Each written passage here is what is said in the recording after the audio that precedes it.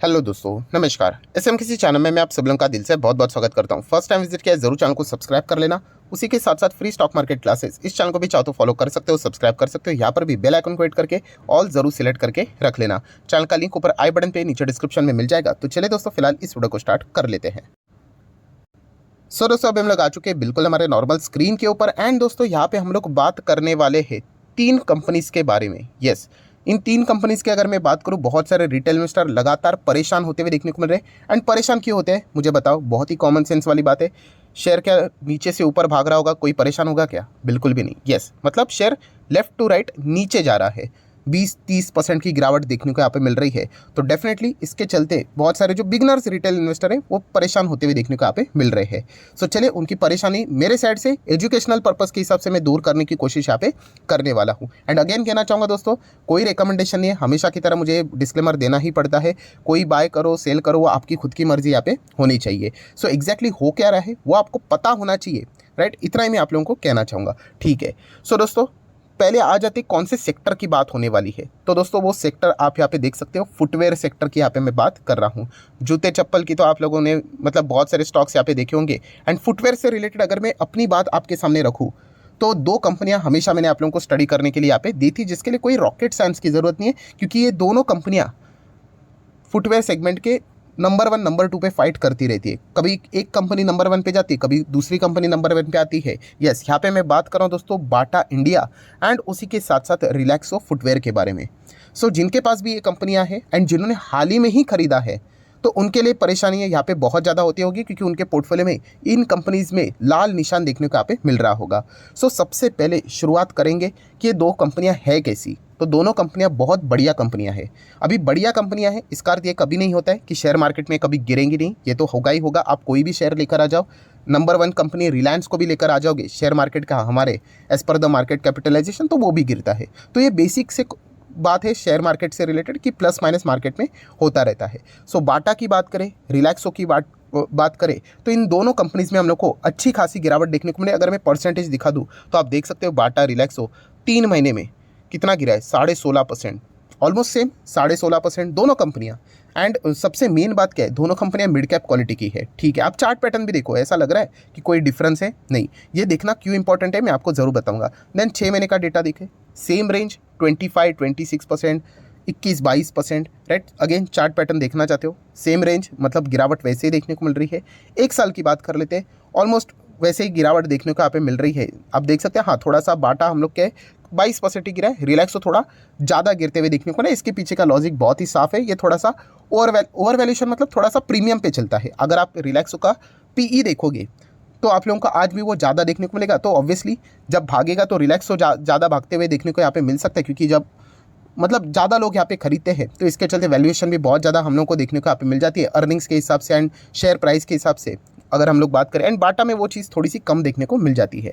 So obviously गिरेगा तो obviously तो उतना भी झेलना पड़ेगा। मतलब अगर 5 साल का डेटा आपके सामने रखूँ तो ये देखो, ये बात मैं कह रहा था कि रिलैक्सो कितना दे रहा है, लगभग 150%। बाटा कितना दे रहा है? 100% ऑलमोस्ट, राइट? तो जो ज़्यादा भाग रहा है तो वो गिरते वक्त भी ज़्यादा थोड़ा कॉन्ट्रीब्यूट करेगा। ये नॉर्मल बेसिक गणित यहाँ पे रहता है। आप चेक कर लेना, दोनों कंपनी के चार्ट पैटर्न डिट्टो सेम चल रहे हैं, राइट? सो सबसे पहले मेन चीज़ जो कि हम लोगों ने यहाँ पे क्या करना चाहिए कि सोचना चाहिए कि अगर इन कंपनीज़ में जो गिरावट हो रही है उसके पीछे का रीज़न क्या है, वाई। क्योंकि अगर आपको वाई ही क्लियर नहीं होगा तो शेयर्स और गिरेंगे तो आप यहाँ पे डर जाओगे। आप देख सकते हो, फॉर्मेलिटीज़ वापस करना चाहूँगा कि फिलहाल तो रिलैक्सो नंबर 1 पे देखने को मिल रहा है एंड बाटा नंबर 2 पे। ये देखिए, इसकी मैं बात कर रहा था, पी कितना है? 125 और ये 56। तो थोड़ा सा रिलैक्सो की खातिरदारी ज़्यादा होगी गिरावट के मामले में। बट मार्केट कैप देखिए बिल्कुल नेक टू नेक चलते हैं। एक टाइम ऐसा था जब मैं वीडियो बनाता था ना, अगर आप मेरा 3 से 4 साल पुराना वीडियो देखोगे तो बाटा नंबर 1 पे था, राइट? एंड रिलैक्सो नंबर 2 पे। तो ठीक है, ज़्यादा कोई डिफरेंस नहीं इन दोनों के बीच में। अच्छी खासी फाइटिंग हम लोग को देखने को यहाँ पे मिल रही है। सो जैसे मैंने कहा कि गिरावट के पीछे का रीज़न क्या है ये तो पता होना चाहिए। एंड मैंने आप लोगों को एक बात बताई है कि हमेशा चेक करना इंटरनल रीज़न है या एक्सटर्नल रीज़न है। इंटरनल रीज़न होगा तो वो कंपनी को मतलब बहुत सीरियसली आपने विचार करना चाहिए, मतलब छोड़ देना चाहिए, ऐसी भी बात यहाँ पे हम सोच सकते हैं। बट अगर एक्सटर्नल रीज़न होगा तो डेफिनेटली उस वक्त मतलब देखा गया तो एग्जिट करने का कोई सेंस नहीं बनता है, क्योंकि एक्सटर्नल रीज़न हर किसी कंपनी के लाइफ में आज नहीं तो कल आएगा ही आएगा। एंड इसके चलते शेयर के प्राइस में दबाव आएगा ही आएगा। एक्सटर्नल रीज़न मतलब आप बेसिकली ऐसे रीजंस बोल सकते हो जिसके ऊपर बेसिकली कंपनी का कोई मतलब कंट्रोल नहीं है, राइट। कंपनी कुछ नहीं कर सकती। एंड जितने भी कंपनियां होंगी फुटवेयर से एक्सटर्नल रीजन के चलते एक साथ गिरती है। जैसे कि मैंने इसका बेस्ट एग्जांपल दिया था 2018 में, अगर आप देखोगे ऑटो कंपनियां एक्सटर्नल रीजन के चलते एक साथ गिर गई। क्यों? क्योंकि सरकार की कुछ पॉलिसियां बदली थी। सो कंपनियां चाहकर भी कुछ नहीं कर रही थी, गिर रही तो सभी गिरेंगी, बट एग्जिट नहीं करना होता है। और जिन्होंने नहीं किया, और इनफैक्ट जिन्होंने गिरावट में बाइंग की होगी, उनको तो आज ऑटो में ज़बरदस्त रिटर्न मिल रही है, क्योंकि ऑटो तो अभी सबसे बेस्ट सेक्टर में से एक यहाँ पे बन चुका है। सो यही चीज़ हम लोगों को पता है यहाँ पे होनी चाहिए कि गिरावट के पीछे का रीज़न क्या है। तो सबसे मेन रीज़न है दोस्तों इन्फ्लेशन। यस, महंगाई है, इसको हम लोग नकार नहीं सकते। अगर आप देखोगे कंपनी के रॉ मटेरियल्स भी हम लोग को महंगे होते हुए देखने को मिल रहे हैं, तो फाइनली जो कंपनी का प्रोडक्ट है वो तो महंगा होगा ही होगा। कंपनी थोड़ी ना खुद के मार्जिन्स की बैंड बजाएगी, अल्टीमेटली वो कस्टमर के ऊपर ही वो सारी चीज़ें पास ऑन यहाँ पे करती है, वरना बिजनेस कैसे होगा। सेल्स तो कर लोगे, बोलोगे कि मैंने इतने करोड़ के सेल्स कर दिए, अगर आप चीज़ों को पास ऑन नहीं करोगे, महंगाई को पास ऑन नहीं करोगे तो, बट आपके हाथ में तो पैसा बचेगा ही नहीं। तो इसलिए इन्फ्लेशन को टैकल करने के लिए अल्टीमेटली जितना भी कॉस्ट यहाँ पे जुड़ जाता है वो प्राइस में ऐड किया जाता है और कस्टमर को ही पास ऑन किया जाता है। और जो चीज़ पहले 500 में मिलती थी, अगर वो 600 में मिलेगी तो डिमांड तो कुछ तो कॉन्ट्रैक्ट होगा ही होगा। सो इन्फ्लेशन एक ऐसी चीज़ है दोस्तों जिसके चलते हम कह सकते हैं कि फुटवेयर कंपनीज को दिक्कतें यहाँ पे हो रही है। बस ये एक ही रीज़न नहीं। देन दोस्तों हम लोग यहाँ पे बात कर सकते हैं एक ऐसा रीज़न जिसके चलते कंपनी की वाकई में कमर टूटती हुई देखने को मिली है, एंड वो है दोस्तों टैक्स। यस दोस्तों, 1000 की अगर हम लोग बात करें, 1000 पर पेयर की बात करें, उसके हिसाब से पहले कुछ रूल हुआ करता था। क्या रूल हुआ करता था कि 5% जीएसटी लगता था उसके ऊपर, जो बाद में बदलकर 12% तक बढ़ा दिया फुटवेयर से रिलेटेड, जो कि 1 जनवरी 22 से एप्लीकेबल हो गया। आप देख सकते हैं, देखिए एट प्रेजेंट मतलब ये पुरानी बात है कि 5% GST charge on the sale value of up to 1000 पर शेयर, पर पेयर, सॉरी माफ कीजिए, शेयर ने पर पेयर। सो जो पहले 5% जीएसटी लगता था वो सीधा 12% चला गया। सो मतलब पहले तो इन्फ्लेशन के वजह से प्रॉब्लम हो ही रहा था, अभी ऊपर से टैक्सेशन। सो वही मतलब क्या हो गया कि जो चीज़ अभी मैंने आपको बोला कि 500 की चीज़ें इन्फ्लेशन के चलते चलो 600 में बेचनी यहाँ पे पड़ रही और महंगा, अब ये टैक्सेशन के चलते यही चीज़ और महंगी हो गई। मतलब 600, 650, 700 पकड़ लो, क्योंकि कंपनी खुद ये बेयर नहीं कर सकती। अगर कंपनी ने बेयर किया तो मैंने आप लोगों को जैसे कहा कि कंपनी घाटे में चलना शुरू होगी, और जो चीज़ 500 की है वो 700 में मिलना स्टार्ट हो जाएगी, तो लोग क्या करेंगे? ऑब्वियसली डिमांड कम हो जाएगा। तो ये चीज़ हम लोग को देखने को यहाँ पे मिल रही है।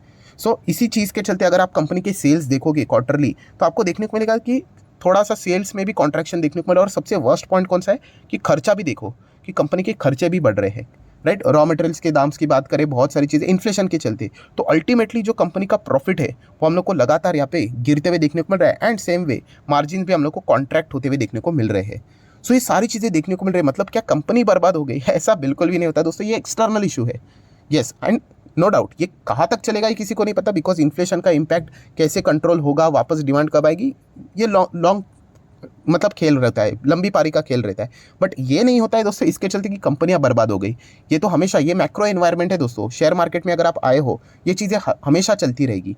तो ये पैरामीटर आप लोगों को पता है यहाँ पे होना चाहिए। अगर आपके दिमाग में ये बातें आ रही कि ये कंपनियां बर्बाद हो गई, सो ऐसा कुछ भी नहीं है दोस्तों, ये बर्बाद नहीं हो, ये एक्सटर्नल इशू के चलते, जैसे मैंने बोला ना इंटरनल इशू नहीं है, ये एक्सटर्नल इशू के चलते यहाँ पे परेशान हो रही है, राइट। एंड एक्सटर्नल इशू के चलते कभी शेयर छोड़ा नहीं जाता, राइट, शेयर मार्केट में, वरना हर एक स्टॉक को ही मतलब क्या करना पड़ेगा, हम लोगों को एग्जिट करना पड़ेगा। तो बस इतना ही कहना चाहूँगा कि ये दोनों कंपनियां, बाटा की अगर हम लोग बात करें, अगर कहेंगे तो आप देख सकते हैं 5 साल में डिसेंट रिटर्न है, 100%, मतलब अभी देखने को मिल रहा है, इससे भी ज़्यादा थे, अभी टॉप लेवल से इतनी ज़बरदस्त गिरी है, तो प्रॉफिट तो हम लोगों को कम देखने को मिल जाएगा। बट कंपनी फैंटास्टिक है। बाटा इंडिया की बात करें, बैलेंस शीट भी देख लेना, 1700 करोड़ के आसपास के रिजर्व है। लॉन्ग टर्म बोरिंग में एक अच्छी बात है, जीरो। शॉर्ट टर्म बोरिंग की भी बात करें तो जीरो। इन कंपनीज मतलब डेट फ्री कंपनीज है, दोनों के दोनों। मैं उसकी भी बैलेंस शीट दिखा देता हूँ। एंड कैश की बात करें तो 900 950 CR के आसपास का कैश है। बट येस, मिड कैप है, तो मिड कैप में तो अच्छी खासी ठुकाई होगी। ये तो पॉइंट, बेसिक पॉइंट है जो कि आपको पता होना चाहिए। एंड शेयर होल्डिंग पैटर्न के थोड़े दर्शन कर लेते हैं तो आप देख सकते हैं 50% प्रमोटर के पास है, FIS के पास 4-5% DS के पास बात करें तो लगातार एक्यूमुलेट करते हैं। अरे ठीक है, इसका अर्थ ये नहीं कि हम भी एक्यूमुलेट करें। पब्लिक के पास 13%। सो बाटा की कहानी इतनी है दोस्तों कि कंपनी अच्छी कंपनी है, नो डाउट। यहाँ पे एक्सटर्नल इशू के चलते गिरावट देखने को मिली, जो कि शेयर मार्केट में एक नॉर्मल सी चीज़ यहाँ पे होती है। नेक्स्ट बात करेंगे तो रिलैक्सो फुटवेयर, सेम वही चीज़ है। एक साल में अच्छा खासा प्रेशर देखने को मिल रहा है, हाई प्रीमियम के ऊपर ये स्टॉक चलता है, PE भी देख सकते हो। सो एक्स्ट्रा तड़का तो लगेगा एक गिरावट का, बट तेज़ी में भी वही चीज़ होती है, अच्छी खासी तेज़ी भी फिर आप यहाँ पे एंजॉय कर सकते हो। ओवरऑल कंपनी का स्ट्रक्चर देखा गया तो बहुत अच्छी कंपनी है। इसमें भी वही चीज़ है दोस्तों, अच्छे खासे रिजर्व्स देखने को मिल रहे हैं। ये भी लॉन्ग टर्म बोरिंग देखोगे तो जीरो है। शॉर्ट टर्म बोरिंग की अगर हम लोग बात करें, चलो ठीक है 20 के आसपास है, ये तो फ्लक्चुएटिंग मैनर में 1 साल में चेंज हो जाएगा। एंड कैश की बात करें तो 12 साढ़े 12 के आसपास कैश देखने को यहाँ पे मिल रहा है। सो कुल मिला के अगर हम लोग बात करें तो ये देखिए, ये भी एक मिड कैप क्वालिटी की कंपनी है। एंड सबसे बढ़िया बात है दोस्तों, शेयर होल्डिंग पैटर्न कितना है, 71%। तो एक अच्छा लगता है कि चलो प्रमोटर के पास तो ऐसे कंपनी को बर्बाद का स्टैंप लगा दिया तो प्रमोटर ही बर्बाद हो गए। तो ऐसी बात नहीं, शेयर मार्केट है, प्लस माइनस का खेल चलता रहता है और प्रमोटर ने हल्की सी अपनी हिस्सेदारी यहाँ पे बढ़ा दी है। ठीक है, थोड़ा सा मतलब एक हम कह सकते हैं। और एक अच्छी बात है, एफआईएस की बात करें तो 2-3% के आसपास, एंड डीएस की बात करें तो 7-7.5% के आसपास की होल्डिंग देखने को मिल रही है। पब्लिक की बात करें तो 18% के आसपास की होल्डिंग देखने को मिल रही है। सो डेफिनेटली मैं इतना तो कह सकता हूं दोस्तों कि एक्सटर्नल रीजन के चलते कोई डरने की बात मतलब एग्जिट करने की बात नहीं होती। नो डाउट नीचे आना स्टॉक किसी को भी अच्छा यहाँ पे नहीं लगता है, बट यस कंपनी में इंटरनली कोई इश्यूज नहीं है। इसके साथ कंपनी, हर किसी कंपनी को फाइट करना पड़ेगा। अभी इन्फ्लेशन है, रॉ मटेरियल महंगा हो रहा है, और जीएसटी अभी सरकार ने यहाँ पे मतलब 5% से 12% यहाँ पे कर दिया है 1000 पर पेयर के हिसाब से, राइट। सो वो तो रूल सबके लिए लागू है ना, इसलिए तो ये एक्सटर्नल इशू है। तो कोई बात नहीं, इसके बाद हम लोग को सारी चीज़ें नॉर्मल भी होती हुई देखने को मिलेगी। इसलिए बोलते हैं कि शेयर मार्केट में लंबी पारी खेलो, शॉर्ट टर्म में आओगे तो दिक्कतें हो सकती है। सो जरूर इसके बारे में चाहो तो विचार कर सकते हो। नेक्स्ट तीसरी कंपनी अगर मैं बात करूँ, उसका नाम है मुथूट फाइनेंस। येस, ये एक बड़ी कंपनी हम कह सकते हैं, 40,000 करोड़ का मार्केट कैप है। एंड सेम इसमें भी अच्छी खासी गिरावट हम लोग को देखने को यहाँ पे मिल रही है। तो क्या करें, ये भी कंपनी खटारा हो गई तो ऐसा बिल्कुल नहीं होता है दोस्तों। 5-5 साल का डेटा देख सकते हो।